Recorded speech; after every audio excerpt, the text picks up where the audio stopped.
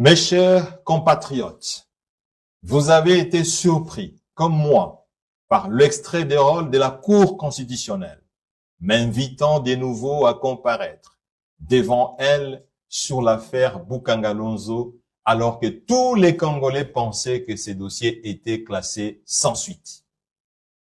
Comme vous pouvez vous l'imaginer, ces dossiers, plutôt politiques que judiciaires, réapparaît comme un sphinx chaque fois que les pouvoirs politiques initient une action en sa faveur pour ratisser l'arche. Pour mémoire, le dossier Boukangalonzo est né parce que j'ai refusé d'intégrer l'Union sacrée. Il a été réactivé pour m'empêcher de créer mon parti politique, les LGD. Il est réapparu pour me dissuader de poser ma candidature à la présidentielle. Aujourd'hui, il est remis sur la table des juges, tous les Congolais le savent, pour exercer une pression sur moi à cause du dialogue politique et du gouvernement d'union nationale qui se profile à l'horizon. C'est donc un dossier politique, un dossier de la honte de notre justice. Mes chers compatriotes, cela fait près de 4 ans que la Constitution est violée, plus de 40 fois, dans le seul objectif de m'écarter de la scène politique et de démystifier ma gestion du reste exemplaire jusqu'aujourd'hui. Cela fait près de 4 ans que les deux plus hautes juridictions judiciaires de notre pays, la Cour constitutionnelle et la Cour de cassation, sont instrumentalisées à outrance par la présidence de la République pour pouvoir condamner un homme politique qui n'a volé aucun dollar du trésor public. Et tous ceux qui ont tenté de s'y opposer ont payé le prix fort au comptant. Le professeur Dieudonné Kalouba, brillant constitutionnaliste, a été viré de la Cour constitutionnelle comme un va-nu-pied, en violation de la Constitution, pour avoir refusé d'obtempérer aux instructions de la présidence de la République. Il a dit clairement à la présidence que la Cour constitutionnelle est incompétente pour juger un ancien Premier ministre. L'arrêt RP 0001 rendu par la Cour constitutionnelle sous sa haute direction le souligne explicitement. Bravo à ces professeurs d'université. Le procureur général près la Cour de cassation, Victor Mumba Mukomo, a écrit directement au président de la République pour lui dire expressement que la Cour de cassation n'est pas compétente pour juger un ancien Premier ministre. Par la même occasion, le procureur général a demandé au chef de l'État l'autorisation de classer définitivement ces dossiers parce qu'aucune juridiction du pays, conformément aux lois actuelles, ne peut juger un ancien Premier ministre. En effet, nul ne peut être jugé que par la loi. Et la loi, en droit pénal, est toujours écrite. En réponse à sa bravoure et son honnêteté professionnelle, il a été récompensé par la mise à la retraite. Bravo à ce procureur général. Le premier président de la Cour de cassation, David Christophe Mukendi Musanga, soucieux de ne pas violer la Constitution pour me condamner injustement, a été forcé par la présidence de la République de transférer en violation de la Constitution les dossiers Boukangalonzo à la Cour constitutionnelle. En réponse à son manque de courage et de soutien au régime politique, il a été sanctionné par la mise à la retraite. En revanche, ceux qui obéissent à la lettre aux instructions de la présidence et violent la Constitution sont encouragés, félicités et même promis. Le procureur général, près la Cour constitutionnelle, Jean-Paul Mukolo Konkesha, est un célèbre exemple connu de tous les Congolais. Il a inventé un autre droit pénal et constitutionnel qui n'est enseigné dans aucune université au monde. Comment un procureur général près la plus haute cour peut écrire au Congrès et au Sénat sur les dossiers d'un ancien Premier ministre alors qu'il n'en a pas la compétence? Comment une telle autorité peut demander à un ancien ministre des Finances d'accuser faussement un ancien Premier ministre? Comment une telle personnalité judiciaire peut demander à un ancien ministre de revenir sur sa signature et de changer sa déposition sur un procès verbal déjà signé, contresigné et même numéroté, dont le seul objectif de condamner injustement un ancien Premier ministre? Comment un procureur général peut poursuivre un sénateur couvert des immunités parlementaires? Le procureur général Jean-Paul Mukolo Konkesha, poussant l'ignominie jusqu'à l'extrême, a monté de manière rocambolesque un dossier sur les biens aérianisés en soutenant que j'ai détourné près de 145 millions de dollars américains. Les ambassadeurs des pays occidentaux, dont les concitoyens ont reçu l'intégralité de ces fonds, étaient choqués et scandalisés.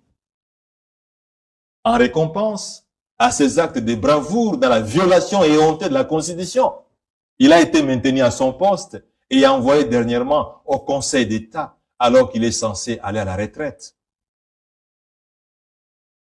Le président du Sénat, Modeste Bahati Lukwebo, l'homme au poids politique, qui a comploté avec Jean-Paul Mukolo Konkesha contre moi, a toujours clamé à ceux qui voulaient l'entendre qu'il a reçu mission de faire condamner Matata pour l'écarter de l'élection présidentielle. Et qu'à ce titre, il était prêt à violer la Constitution parce que protégé par la présidence. Fort de ses soutiens politiques et en violation flagrante de la Constitution, il a levé de manière irrégulière, scandaleuse et cavalière, telle dans un film hollywoodien, mes immunités parlementaires sur les dossiers fictifs des biens aérianisés. Il a même déclaré, du haut de l'hémicycle du Sénat, que les arrêts de la Cour constitutionnelle n'étaient pas applicables au Sénat. En récompense à sa capacité hors pair à jongler et à violer la Constitution, il a été maintenu à son poste et reconduit par la suite comme vice-président du Sénat. Mes chers compatriotes, comme vous le savez, je n'ai jamais volé $1 du trésor public, que ce soit au BCECO, au ministère des Finances ou à la primature. Je suis donc poursuivi pour avoir bien géré les affaires de l'État. Et il y a plus de 3 ans que j'ai écrit à l'inspection générale des finances pour enquêter sur ma gestion successive au sein de ces 3 institutions de 2003 à 2016. L'inspecteur général des finances, M. Gilles Alingui Teke Keïta, bras armé de la présidence pour fomenter des coups contre les opposants politiques sur base de faux rapports financiers, a largué dans l'ensemble du pays des inspecteurs des finances pour trouver des preuves de détournement sur ma gestion. Il n'en a trouvé aucune. Les ministres des Finances et le gouverneur de la Banque centrale disent n'avoir jamais donné $1 du projet Bukangalonzo au Premier ministre Matata. L'entreprise sud-africaine Africom Commodities, qui a reçu tous les fonds sur Bukangalonzo, a certifié aux services compétents sud-africains et à la presse congolaise qu'aucun $1 de ce projet n'a jamais été remis au Premier ministre Matata. Malgré tous ces éléments probants de mon innocence, les hautes cours de la justice congolaise, non indépendantes et instrumentalisées par la présidence de la République, s'obstinent à violer la Constitution qu'elles sont censées respecter.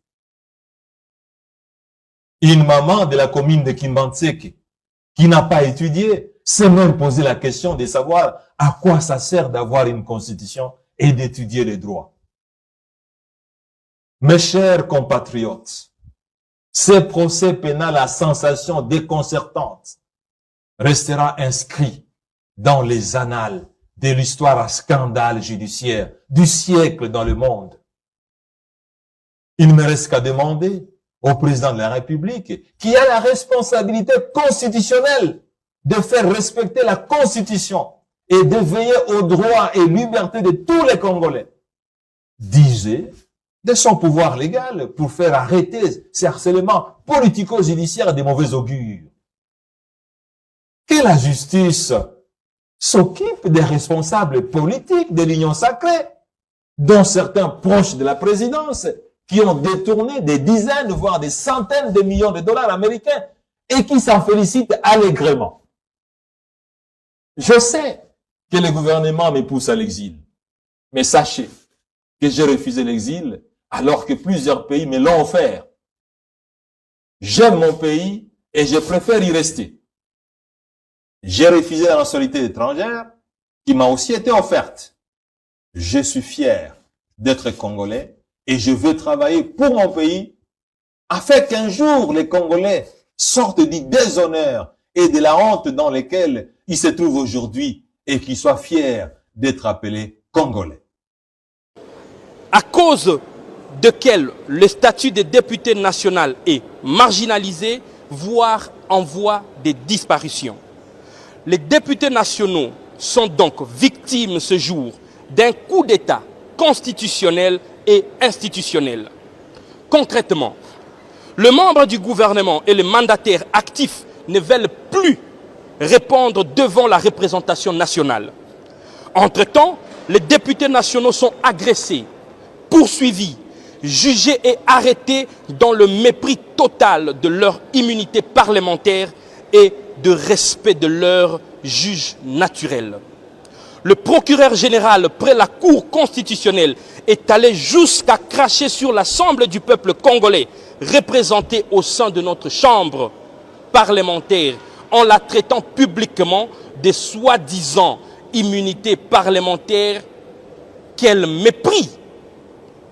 Pour le dossier opposant le procureur général à l'honorable Matata Pogno, le C50 réaffirme la position souveraine de la plénière à l'Assemblée nationale tendant à la régularisation de la procédure prévue par la Constitution et notre règlement intérieur, validée par cette même Cour constitutionnelle dans la mesure où non seulement honorable susvisé et détenteur des immunités parlementaires depuis la validation de son mandat comme député national, mais aussi et surtout les immunités levées du sénateur alors concernaient plutôt les biens aérianisés que le dossier Boukangalonzo, pour lequel l'Assemblée nationale n'a en aucun moment reçu une demande motivée du pouvoir judiciaire aux fins de procéder à la dite levée. Ce n'est ni plus ni moins un outrage à l'Assemblée nationale. En clair, il n'est nullement question de promouvoir l'impunité, mais sinon de rappeler que l'observance de la procédure constitutionnelle, légale et réglementaire du principe de séparation de pouvoirs et de droits fondamentaux, notamment les immunités parlementaires, constitue la clé de voûte de la consolidation de tout état de droit démocratique. Face à ce qui précède, au nom du peuple congolais, le C50 adopte les résolutions ci-après. 1. Le C50 plaide en faveur de la paix et de l'intégrité territoriale en République démocratique du Congo. 2. Le C50 dénonce la violation manifeste de la Constitution et du règlement intérieur de l'Assemblée nationale. 3. Le C50 condamne avec la dernière énergie les propos outrageants du procureur général près la Cour constitutionnelle à l'égard de l'Assemblée nationale et exige à